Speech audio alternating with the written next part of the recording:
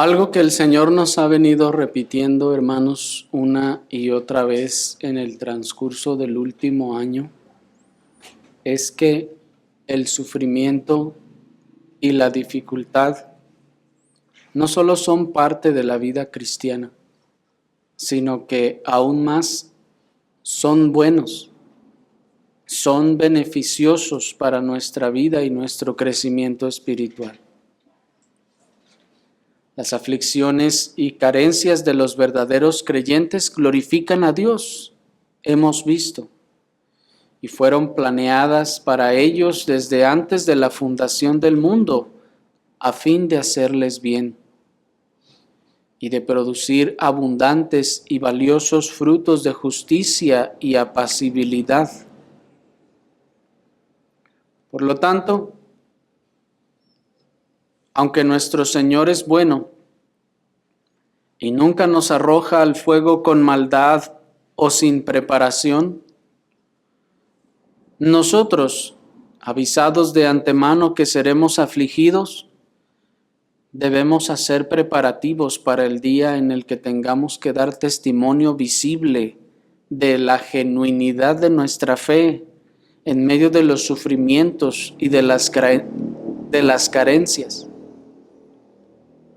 Pues efectivamente, hermanos, nosotros damos testimonio de la genuinidad de nuestra fe en medio de las aflicciones y de las carencias. ¿Y cómo hemos de prepararnos para eso? Como lo hizo nuestro Señor Jesucristo. Acompáñenme a leer estas cosas en el Evangelio de nuestro Señor Jesucristo según Lucas. El Evangelio de nuestro Señor Jesucristo según Lucas, capítulo 9. Nuestra lectura comienza a partir del versículo 51 al 56. Lucas 9, 51 es el siguiente acontecimiento en la vida de nuestro Señor Jesucristo en este transitar cronológico que llevamos en los evangelios.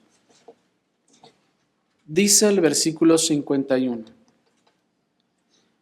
Cuando se cumplió el tiempo en el que él había de ser recibido arriba, afirmó su rostro para ir a Jerusalén, y envió mensajeros delante de él, los cuales fueron y entraron en una aldea de los samaritanos para hacerle preparativos, mas no le recibieron, porque su aspecto era como de ir a Jerusalén.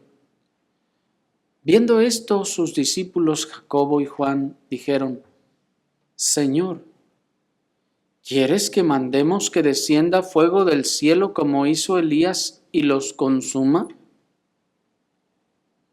Entonces, volviéndose él, los reprendió diciendo: Vosotros no sabéis de qué espíritu sois, porque el Hijo del Hombre no ha venido a perder las almas de los hombres, sino para salvarlas. Y se fueron a otra aldea. Hasta allí.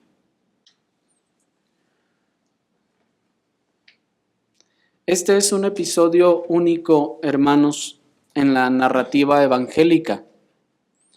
Ninguno de los otros 3 evangelistas nos habla de este acontecimiento, por lo que, aun con las dificultades que este evento presenta, se acepta la ubicación cronológica de estas cosas que nos da el evangelista Lucas. Es decir, aunque algunos se han preguntado ¿cuándo fue que sucedió esto? Pues ningún otro evangelista lo narra. Dado que Lucas es el único que lo narra, entonces se acepta el lugar en el que Lucas ubica estos acontecimientos. Y esto es importante, hermanos, por la anticipación preparatoria de nuestro Señor Jesucristo ante la cercanía de los eventos aflictivos. En otras palabras, estos eventos tienen lugar durante la etapa final del ministerio de nuestro Señor Jesucristo en Galilea y el comienzo de su recorrido hacia Jerusalén. Y aunque muchas aldeas están por cruzar en el camino y muchos acontecimientos y milagros están por suceder, este es el comienzo de su viaje que desembocará en las puertas de Jerusalén en aquella famosa entrada triunfal.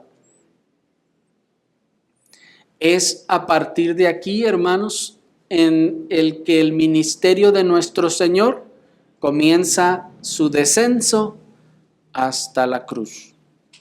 O, dicho de otra forma, su ascenso hasta Jerusalén. Él todavía se encuentra en Galilea, pero noten que ya ha partido rumbo a Jerusalén. Aquí entonces termina la etapa del ministerio de nuestro Señor en Galilea y Él ya sabe, nos dice el texto, que ahora sigue ir hacia Jerusalén. Pero no va a ir así como de carrera corriendo de allí hasta Jerusalén, no, sino que va a ir y en el camino hasta llegar a Jerusalén va a ir visitando algunas aldeas, va a quedarse allí con ellos, va a predicar la palabra, va a sanar enfermos, va a hacer milagros, va a narrar parábolas en todo ese transcurso de ese camino rumbo a Jerusalén. Y esto es importante, repito, porque nos está ubicando el momento en el que el Señor está ya desde aquí observando los sufrimientos que le vienen. Pero vamos a considerar la enseñanza de este pasaje pues bajo los siguientes encabezados. Vamos a considerar primeramente la inminencia de las dificultades. Nuestro segundo encabezado será lo que es afirmar el rostro. Pues dice el texto que eso hizo nuestro Señor. Y en tercer lugar, vamos a ver una conducta incongruente. Veamos la inminencia de las dificultades, pues primeramente. Pues el versículo 51 nos dice, cuando se cumplió el tiempo en el que él había de ser recibido arriba, afirmó su rostro para ir a Jerusalén. Como ya decíamos, nuestro Señor se encuentra figurativamente a un paso de Jerusalén. No es su último paso literal antes de entrar a las puertas de Jerusalén, pero sí es la última etapa de su ministerio antes de tomar la vía a Jerusalén y entrar por sus puertas como entrar a una cárcel de la cual no saldrá más con vida. Pero el camino ha comenzado ya. ¿Me explico? Él ha dado ya el primer paso hacia la primera aldea rumbo hacia Jerusalén. Y sabiendo que una vez que llegue a Jerusalén y entre por esas puertas, nunca más volverá a salir con esa vida que poseía en ese momento. Él sabe que entrará a una cárcel de la cual no saldrá con vida. De hecho, los demás evangelistas solo nos narran unos 10 acontecimientos más entre enseñanzas, parábolas y milagros de nuestro Señor, y enseguida ocurre la entrada a Jerusalén. Es decir, que a partir de aquí llega a diferentes aldeas en su camino hacia Jerusalén, y los evangelistas nos narran, les digo, aproximadamente algunos 10 acontecimientos más, y ocurre la entrada a Jerusalén. Y es precisamente Lucas quien nos habla más de esta etapa del trayecto de aquí hasta las puertas de Jerusalén. Y todo esto para decir que aunque todavía faltan unos 3 o 4 meses para que llegue a las puertas de Jerusalén, nuestro Señor ya tiene claro, hermanos, que ya nada más pase esto y enseguida vienen los sufrimientos. Él sabe que ya nada más pasa esta etapa y a continuación vienen los sufrimientos. Y esta es la mentalidad, hermanos. Esta es la mentalidad o visión, como llaman algunos, que los creyentes debemos tener, la de nuestro Señor. Es la mentalidad o la visión que debemos tener tanto del panorama general del cumplimiento de los tiempos, como del panorama particular de nuestro propio peregrinaje en el desierto. Es decir, todos, así como el Señor, sabiendo lo que iba a acontecer, Él mira todo el panorama hacia el frente, hacia adelante, y Él sabe y mira la cruz allá y dice, pues de aquí a allá solo me queda tanto tiempo, y Él sabe lo que sigue. ¿Me explico? Y se prepara para ello. Así nosotros, hermanos, debemos tener no solo claro el panorama general de los tiempos, es decir, observar los tiempos, cómo se está corrompiendo la sociedad, cómo la bestia está cobrando relevancia y cómo está creciendo. Y nosotros al mirar esas cosas, entonces, así como el Señor mirando hacia la cruz, entonces se prepara. Y dice el texto que afirma su rostro para lo que viene. Así nosotros debemos poder mirar hacia el frente y observar lo que tenemos por delante, hermanos, y afirmar nuestro rostro. No solo de manera general en cuanto a los tiempos, sino también en nuestro panorama particular, en nuestro peregrinaje en este desierto. Debemos nosotros también poder mirar en lo personal hacia adelante y sabiendo que tendremos dificultades, poder prepararnos, hermanos, para lo que viene. El que ha emprendido el largo viaje por el desierto, desde que toma la decisión de ir y atravesar el desierto, ha de saber que está por enfrentar aflicciones y carencias. ¿Quién de ustedes que les digan, vente, vamos a cruzar el desierto, piensa o sabe que se la va a llevar bien feliz y tranquilo y contento en toda la travesía? No, ya sabemos que si vamos a cruzar el desierto del Sahara, hermanos, va a haber dificultades, muchas y grandes. Así como también este que ha emprendido su largo viaje por el desierto debe poder mirar al frente durante su viaje y mirar y visualizar los tramos de mayor o menor complicación que tiene por delante para prepararse para lo que viene. Va caminando por el desierto y verá una montaña y dirá, viene lo difícil, más esfuerzo.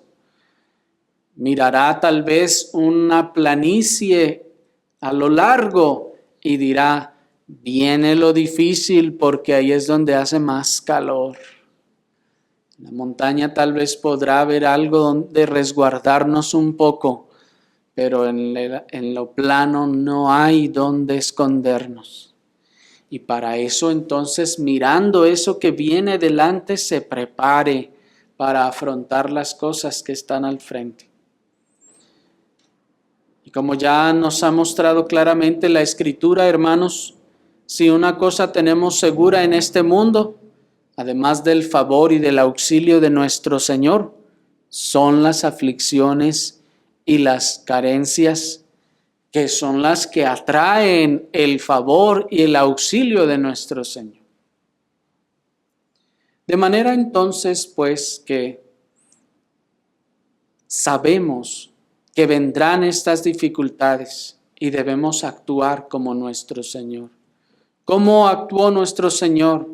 Mirando hacia el frente, vio Jerusalén en el panorama general y afirmó su rostro. Y dijo, solamente me faltan estas cuantas aldeas y lo que sigue es Jerusalén.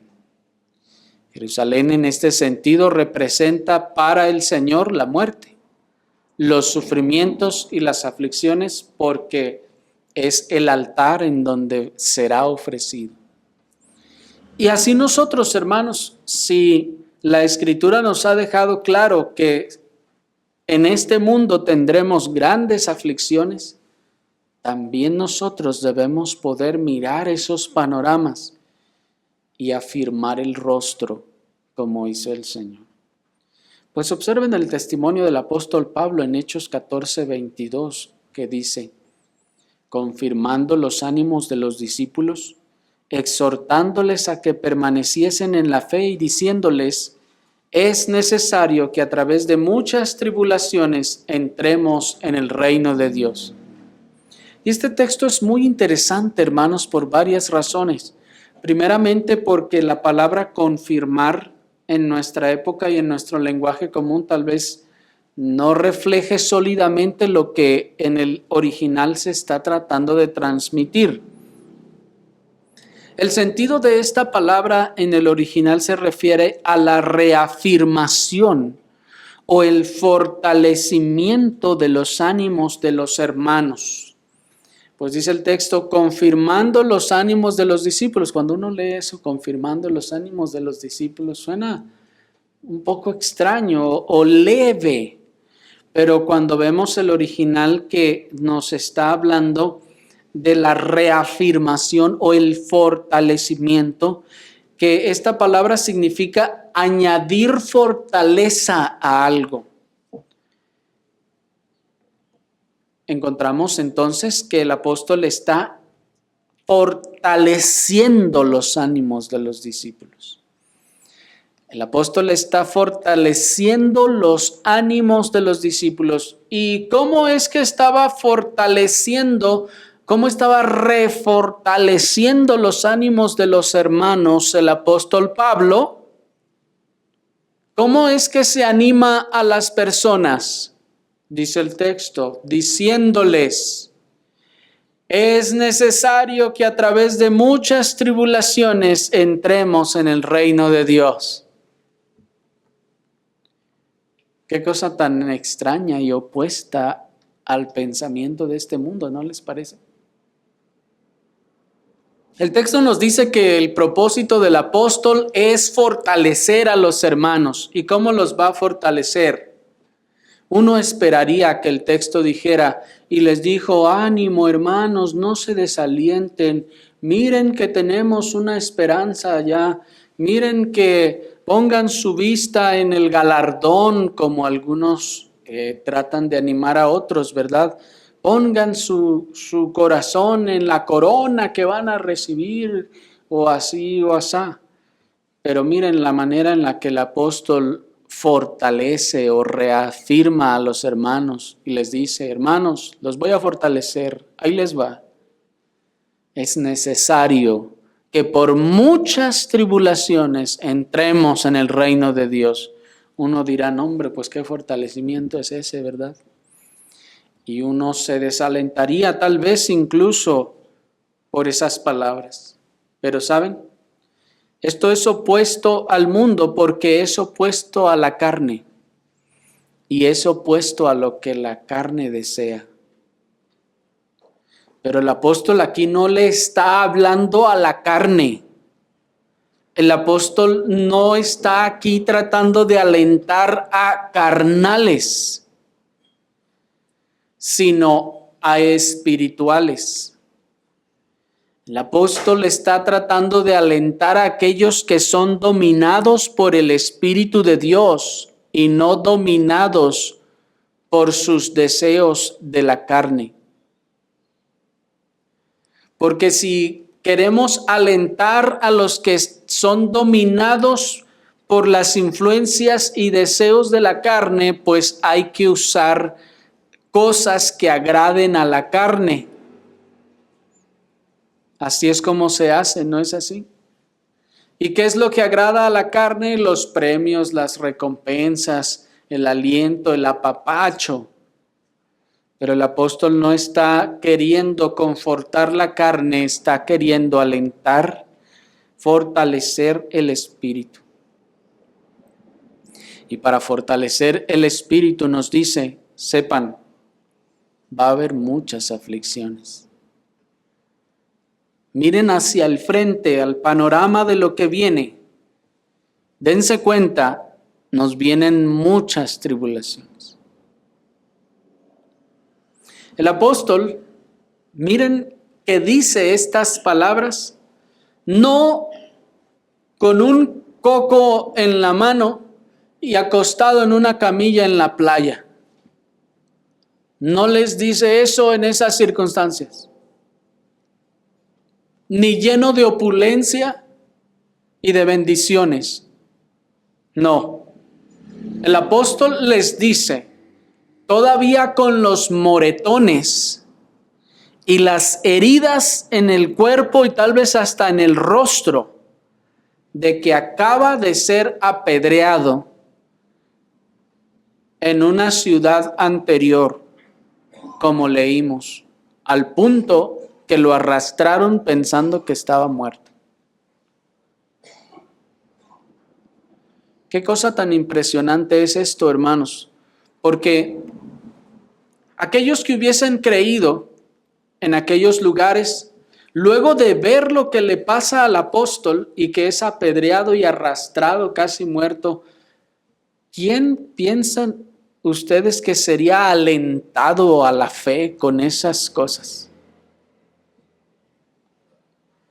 Uno pensaría y diría, no hombre, no, pues ahí no se va a poder lograr nada, porque si el apóstol le está evangelizando y luego le pasa eso por llevar la palabra, no hombre, pues ¿quién va a querer creer así?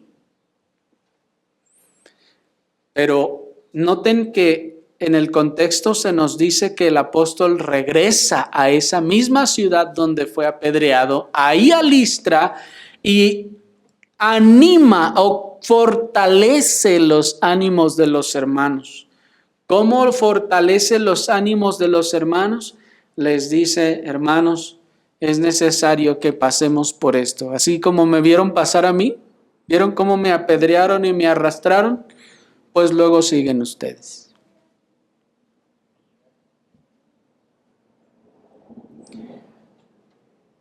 Y ahí la importancia de la primera palabra que les mencioné. Estaba refortaleciendo. Porque los hermanos allí ya estaban fortalecidos en cierta medida. Y el apóstol vino a traer más fortaleza. ¿Y cómo trajo más fortaleza? Diciéndoles, nos faltan muchas. Nos faltan muchas. No tiren la toalla todavía. Nos faltan muchas. Aguanten. Porque apenas estamos empezando.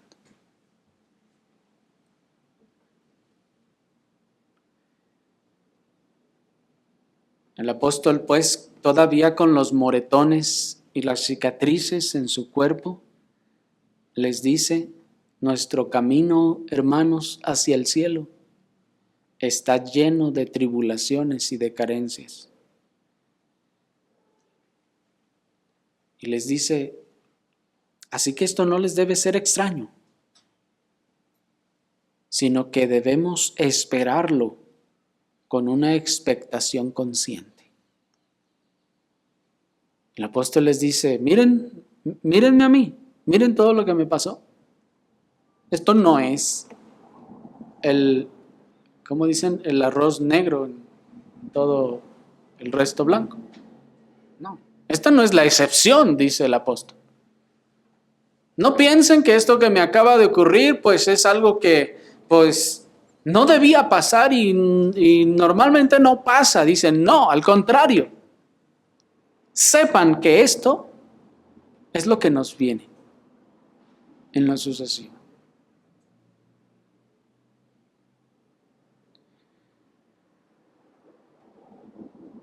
El camino hacia el cielo, nos dice el apóstol, está lleno de estas cosas. Y entre más fieles seamos, más las llevaremos. Entre menos fieles seamos y más acatones seamos, más vamos a sacarle a esas cosas y a librarnos y a huir de ellas. Pero entre más fieles seamos, más dificultades de estas tendremos, hermanos.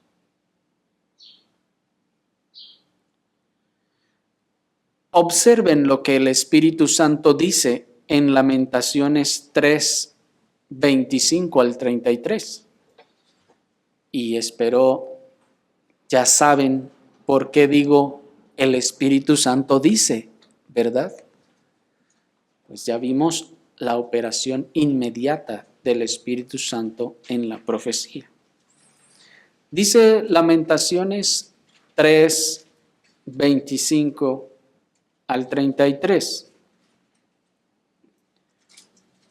Bueno es el Señor a los que en Él esperan y al alma que le busca. Miren cómo comienza esta porción.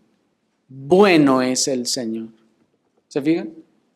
Bueno es el Señor a los que le esperan y al alma que le busca. ¿Tienen claro eso? Dice el profeta. ¿Tenemos claro eso? ¿Sí? ¿Todos estamos de acuerdo que Dios es bueno con los creyentes? Sí, pues sí. Ok. Entonces, si Dios es bueno para con nosotros, dice el 26, entonces bueno es esperar en silencio la salvación del Señor. Porque es muy fácil decir Dios es bueno cuando todo va bien. Pero el texto nos está diciendo Dios es bueno cuando todo va mal. Dios está siendo bueno cuando todo va mal.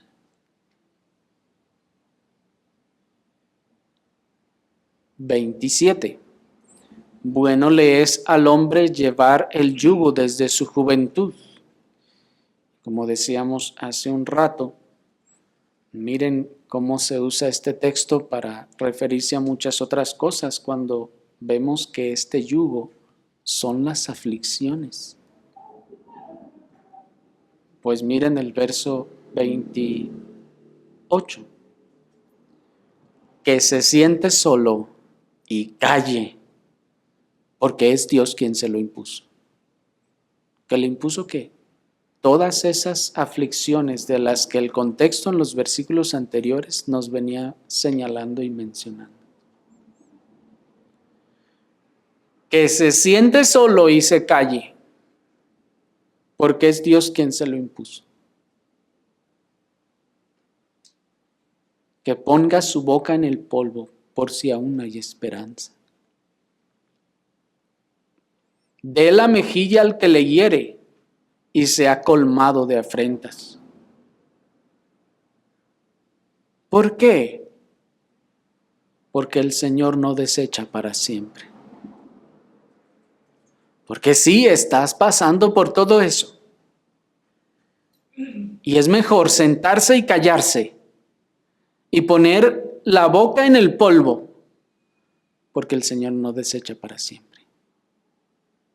Porque el que no pone la boca en el polvo y no se sienta y calla y empieza a gritar y a blasfemar y a maldecir y a hacer cuanta cosa, lo único que está haciendo, como decíamos al principio, es dar testimonio de que su fe no es genuina.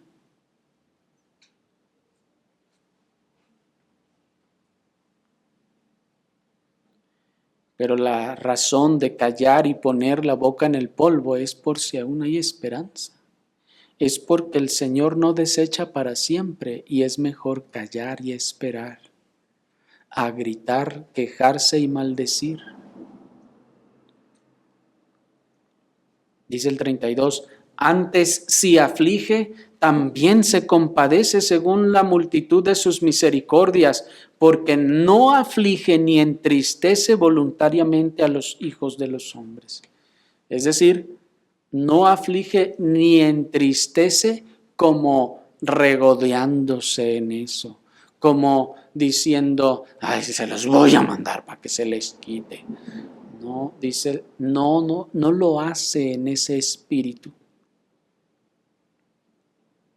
Así que miren cómo el Espíritu Santo nos dice, mejor siéntate y calla, porque esto viene de Dios. Estás en aflicciones y en dificultades y ya quieres aventar todo por la borda. Dice el Espíritu, mejor siéntate y calla, porque esto viene de Dios.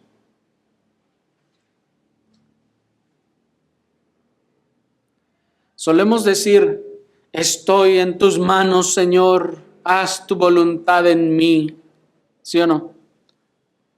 Y enseguida vienen las aflicciones y decimos, pero no me hagas esto, no, sí, estoy en tus manos, pero para todo lo demás menos para esto. ¿Sí o no?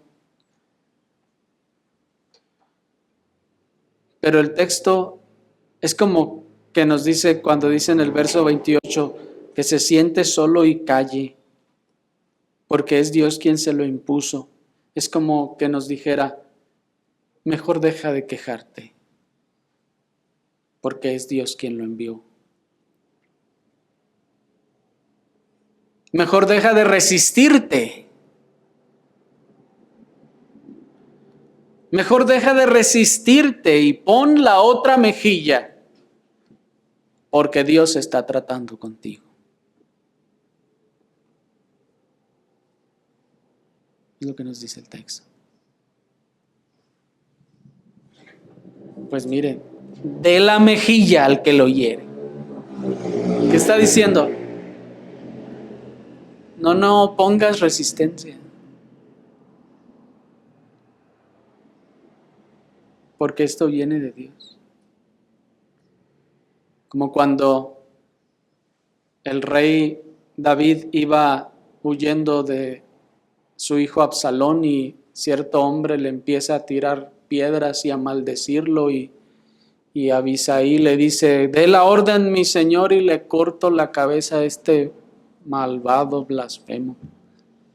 Y el rey le dice, no, déjalo, porque Dios lo ha puesto para que me maldiga.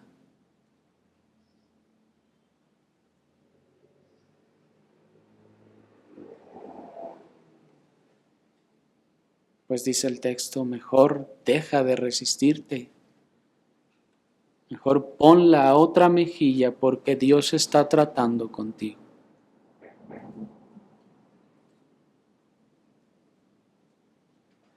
Pero todo esto no es para causarte mal.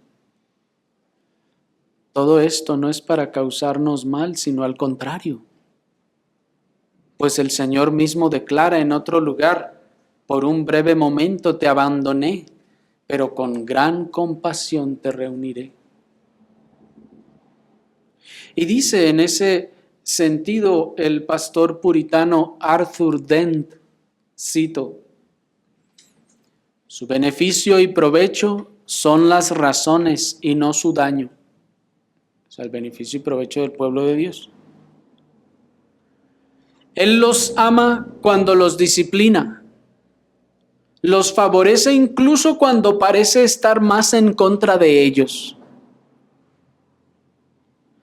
Él apunta a su bien incluso cuando parece estar más enojado con ellos. Los hiere para curarlos. Los presiona para darles alivio. Les hace llorar para que luego rían. siempre tiene buenas intenciones para ellos. Nunca intenta hacerles daño. Su amor hacia ellos es inquebrantable. Si les hace pasar necesidades, es solo para poner a prueba su fe, su amor, su paciencia y su diligencia en la oración. Y escuchen lo que dice el pastor puritano. Si los arroja al fuego, no es para consumirlos, sino para purificarlos y refinarlos. Si los hace correr grandes peligros, es para que clamen a Él con más fervor en busca de auxilio y liberación.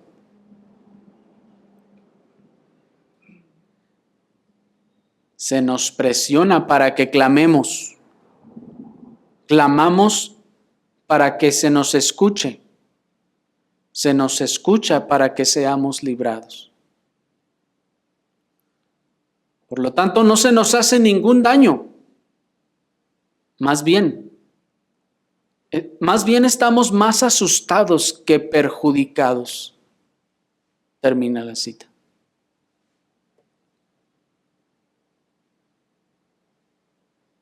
Qué cosa tan sorprendente, ¿no les parece, hermanos? Así es como el Señor actúa en nosotros. Nunca tiene malas intenciones. Siempre tiene una buena intención y propósito. Aún, nos dice el puritano, cuando más pensamos que está contra nosotros. Porque llegamos a pensar eso. ¿No es así? Llegamos a pensar, hermanos, en la desesperación carnal, y piénsenlo. Y de hecho, distínganlo y reconózcanlo. Cuando pensamos así, de hecho, quien está pensando es mi carne, es mi yo. Se ha levantado mi yo, mi carnalidad, mi amor propio, mi naturaleza carnal se elevó y dijo, no quiero esto. Y lo que está actuando no es nuestra fe ni nuestro espíritu, es nuestra carne. Es la que está tomando control allí, es la que está emitiendo esas palabras y pensamientos, nuestra carne. Y dice el puritano, cuando parece más enojado contra nosotros, está siendo bueno con nosotros. Qué verdades tan alentadoras, ¿no les parece?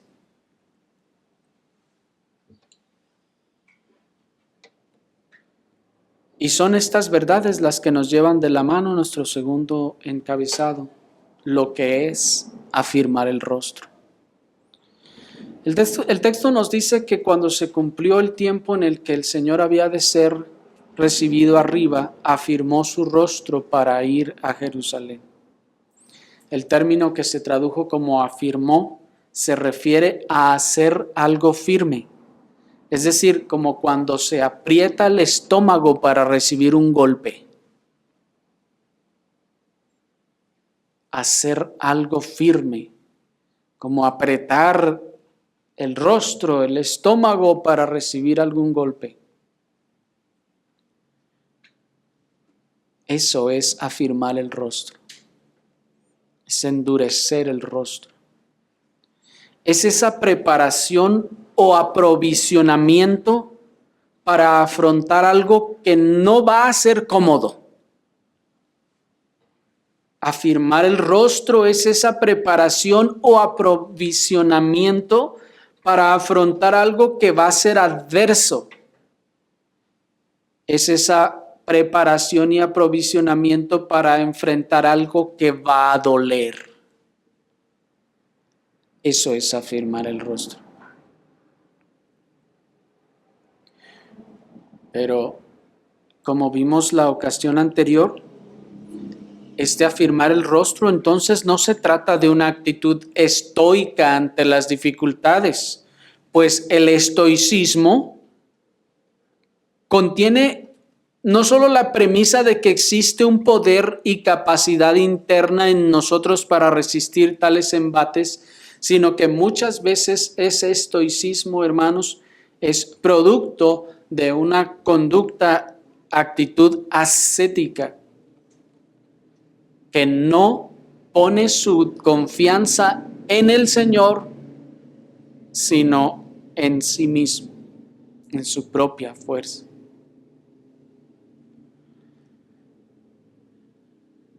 Esta afirmación de rostro, pues, es el aprovisionamiento de las verdades y las promesas de Dios en el pensamiento para afrontar la aflicción inminente.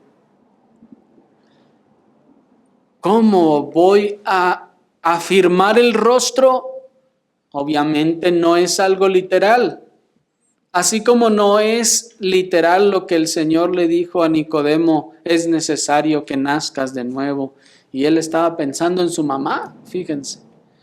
Aquí tampoco el Señor nos está diciendo que debemos arrugar la cara o apretar los dientes o apretar el estómago. No, esto es algo, hermanos, simbólico. Se refiere esta afirmación de rostro al aprovisionamiento de nuestras almas con las verdades y las promesas de Dios. Aprovisionarnos en el pensamiento con las verdades y promesas de Dios para así poder afrontar la aflicción inminente. Afirmar el rostro es llenar la alforja de nuestra mente con pensamientos sobre la bondad que Dios está manifestando para con nosotros cuando nos envía tales sufrimientos. ¿Me siguieron?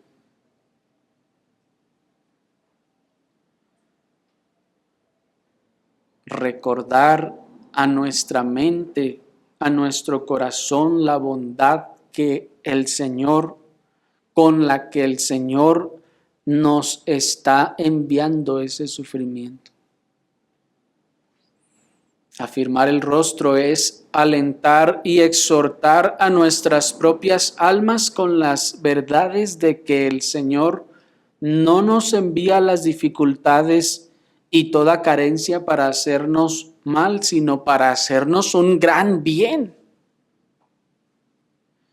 Es decir, que debemos decir a nuestras almas, afirmando el rostro, esto viene de Dios, y si viene de Dios, solamente puede ser bueno y no puede ser malo. Eso es afirmar el rostro. Viene de Dios, entonces debe ser bueno.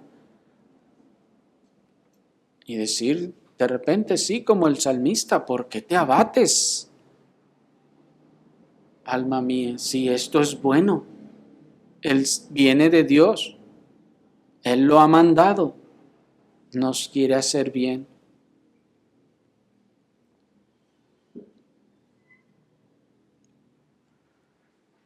Una de las cosas más difíciles de entender, hermanos, para el ser humano y de aceptar para nuestra carne es el hecho de que aquel que me está trayendo el dolor y la aflicción tiene buenas intenciones y me está haciendo bien.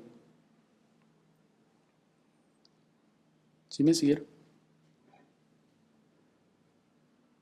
Eso es algo tremendamente difícil de aceptar. Que el que me está causando el dolor me está haciendo bien. Piénsenlo. Piénsenlo.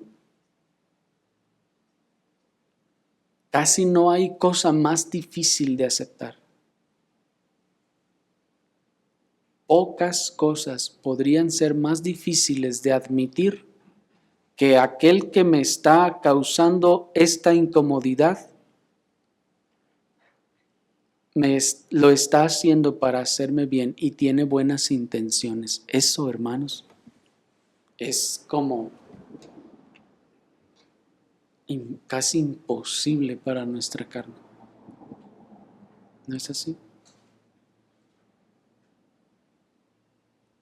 Es totalmente imposible de entender. Es decir, para nosotros no entra, hermanos, no entra y no entra en nuestra mente. ¿Por qué no? Porque en el mundo esto no es así. Por eso no lo podemos entender, porque tenemos todavía una forma de ver las cosas mundana, como en el mundo.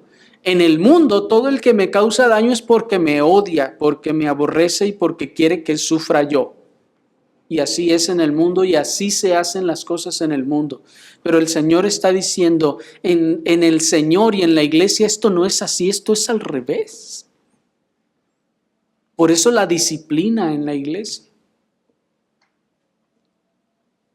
Porque en el Señor esto es al revés.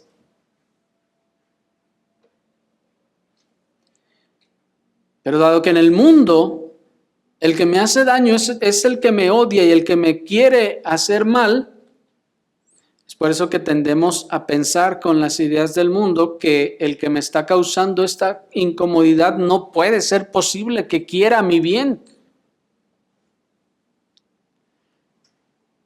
Pero deben reconocer que estos sentimientos y estos pensamientos no provienen del espíritu, provienen de la carne. Si ustedes dirán de la experiencia, de lo que ustedes quieran, pero es carnal,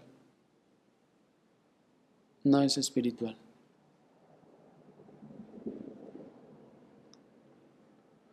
Y midiendo las cosas carnalmente, hermanos, por eso dijo el Señor, le dijo a Nicodemo, pues ¿cómo?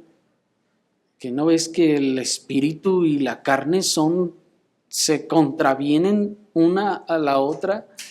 ¿Cómo puedes tú querer tomar las cosas de la carne por las del espíritu y al revés? Allá en la carne y en el mundo será así, pero aquí no es así. Cuando el Señor está causándonos esta aflicción, nos está haciendo bien.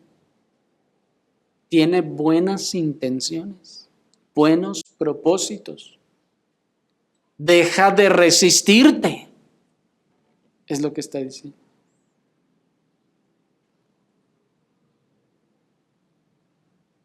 Afirmar el rostro, entonces, es lo opuesto a resistirse. Es dejar de resistirse, afirmar el rostro y decir, el Señor mandó esto, es para mi bien. Tú cállate, carne y sentimiento carnal mío. Tú cállate, amor propio, y pon tu boca en el polvo. Porque esto lo mandó Dios.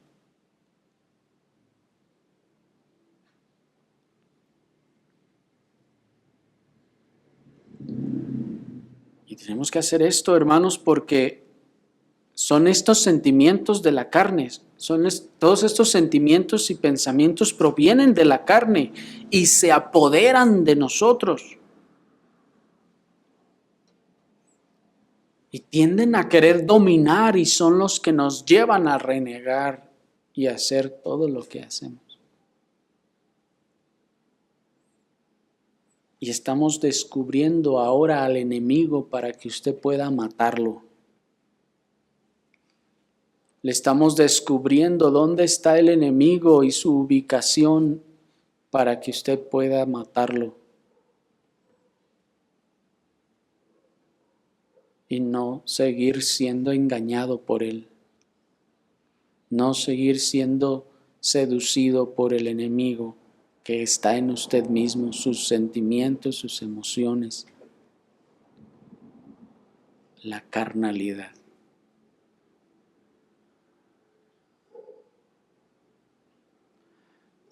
Nos insiste el pastor puritano Arthur Dent, cito nuevamente: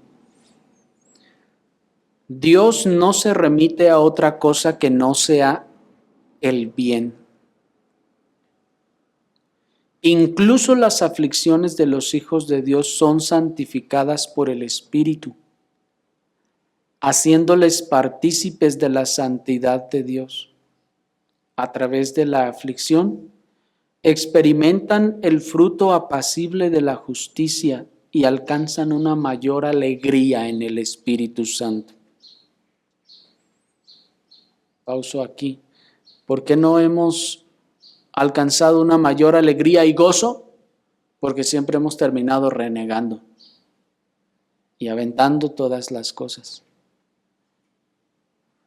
Y no avanzamos, no pasamos la prueba, no obtuvimos el fruto.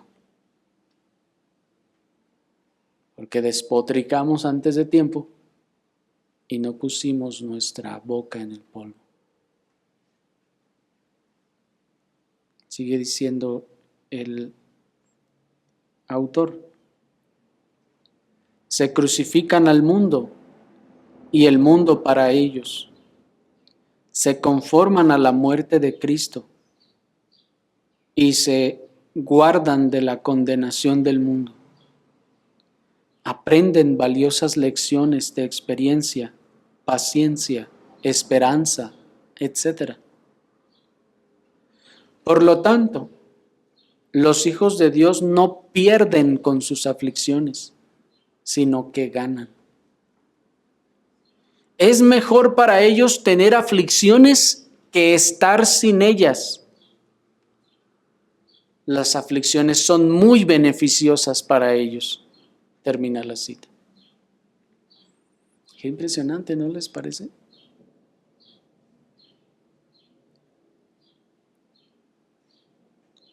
Es con estas verdades, hermanos, que debemos afirmar el rostro y el corazón ante las aflicciones inminentes. Incluso, hermanos, deben saberlo. Aun cuando se trata de las disciplinas que nos envía el Señor por causa de nuestros pecados, el Señor está ejerciendo gran bondad y benignidad. Aun cuando nos disciplina, nunca lo hace buscando producirnos dolor a fin de purgar ninguno de esos pecados, pues Cristo ya pagó por ellos. El Señor no está enviando esos castigos como para que nosotros purguemos algo, para que le duela y sepa. No, hermanos, lo está haciendo para hacernos bien.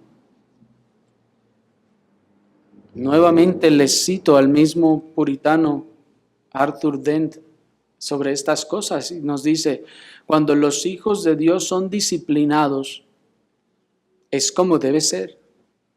Para ellos, la cruz es misericordia y la pérdida es ganancia.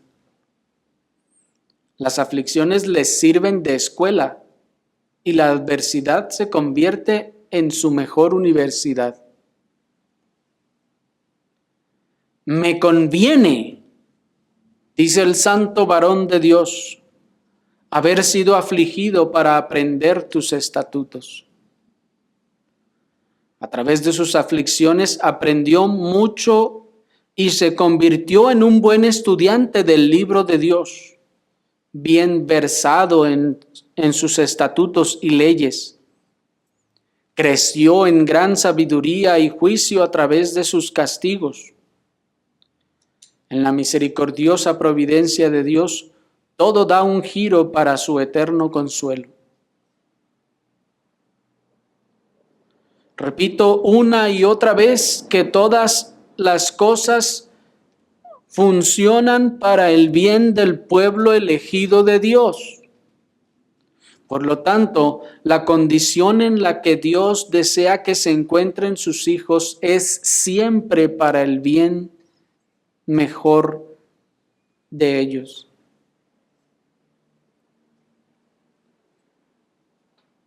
Él, que puede discernir lo que es verdaderamente mejor, lo ve como lo mejor para ellos, ya sea la enfermedad o la salud, la pobreza o la abundancia, la prisión o la libertad, la prosperidad o la adversidad. A veces la enfermedad es mejor para nosotros que la salud. Y la pobreza es mejor que la abundancia. Por lo tanto, si los hijos de Dios están enfermos, es mejor para ellos. Si son pobres, es lo mejor para ellos.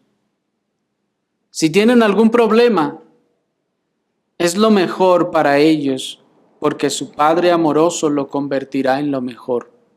Termina la cita.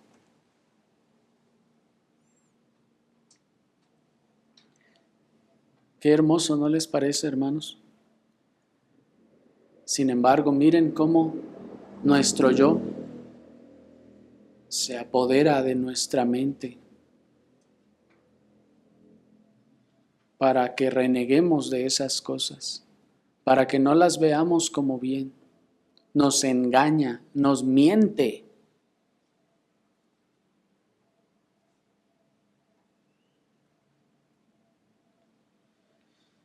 Pues son estos pensamientos con los que debemos afirmar nuestros rostros y nuestros corazones, hermanos, ante la adversidad. Pero pasemos a nuestro tercer y último encabezado, una conducta incongruente. Después de lo que el texto nos dice sobre la actitud del Señor ante la inminencia de los sufrimientos, y después de todo lo que hemos estado observando, hermanos, sobre la realidad de los sufrimientos en los cristianos, miren lo que ocurrió con los discípulos, versículo 52 de Lucas 9. Y envió mensajeros delante de él, los cuales fueron y entraron en una aldea de los samaritanos para hacerle preparativos.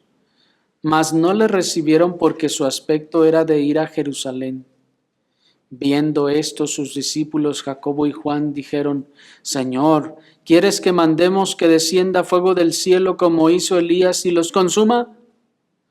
Entonces, volviéndose él, los reprendió diciendo: Vosotros no sabéis de qué espíritu sois, porque el Hijo del Hombre no ha venido para perder las almas de los hombres, sino para salvarlas. Y se fueron a la otra aldea. Hasta allí. Miren, hermanos, a estos discípulos. Todavía no fueron apedreados, no fueron golpeados, ni pasaron grande aflicción, pero ya querían que aquellos que les causaron esa aflicción fueran consumidos por fuego del cielo. Y noten que es ahora que cobran sentido las palabras del Señor que les dice: ustedes no saben de qué espíritu son. O sea, si nada más porque los rechazaron, ya quieren que caiga un rayo del cielo y los parta a los que los rechazaron. ¿No saben entonces lo que es ser cristiano y para lo que estamos aquí?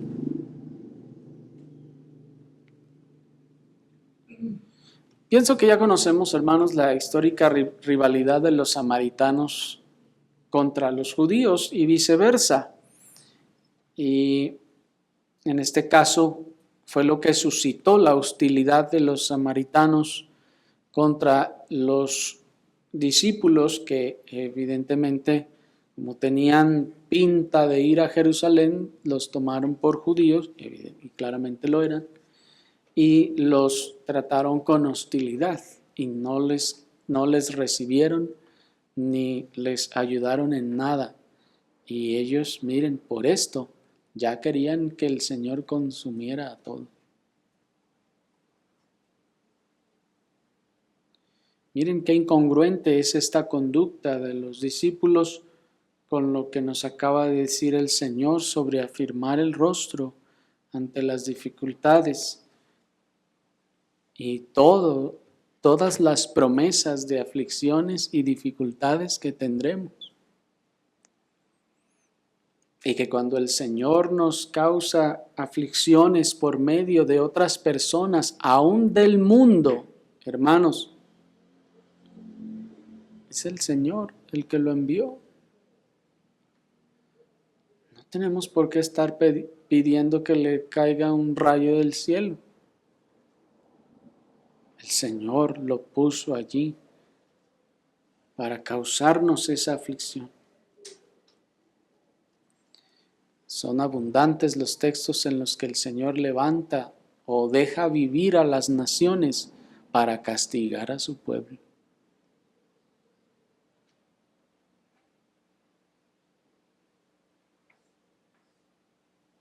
Y muchas veces nosotros, hermanos, tendemos a actuar como los discípulos.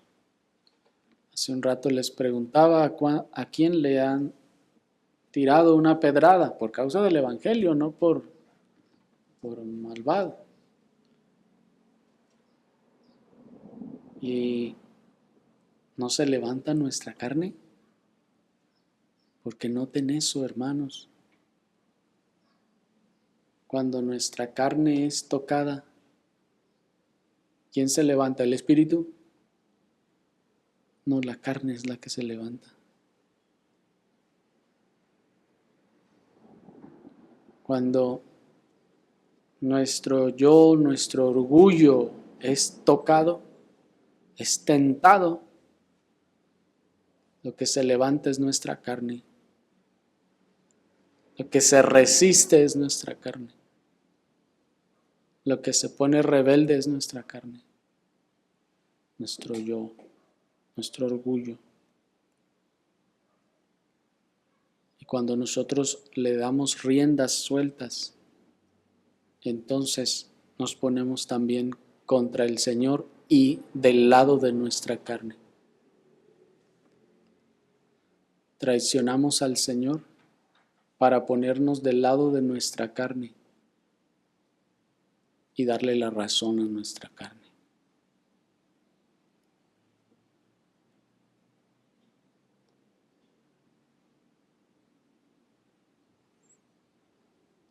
Con el término aquí espíritu, en la Escritura muchas veces se refiere a las mociones internas y propensiones e inclinaciones del alma, influenciadas ya sea desde el Espíritu de Dios o del espíritu del hombre, es decir, sus inclinaciones corrompidas. Porque asimismo se usa este mismo término espíritu en 2 Timoteo 1:7, cuando el Señor dice, no os ha dado el Señor Dios espíritu de cobardía, sino espíritu. Entonces, allí se está refiriendo a las mociones internas, propensiones e inclinaciones del alma. Estas ya sea influenciadas por el Espíritu de Dios o influenciadas por el espíritu del hombre. ¿Y cuál es la influencia del espíritu del hombre? Nuestras inclinaciones corrompidas.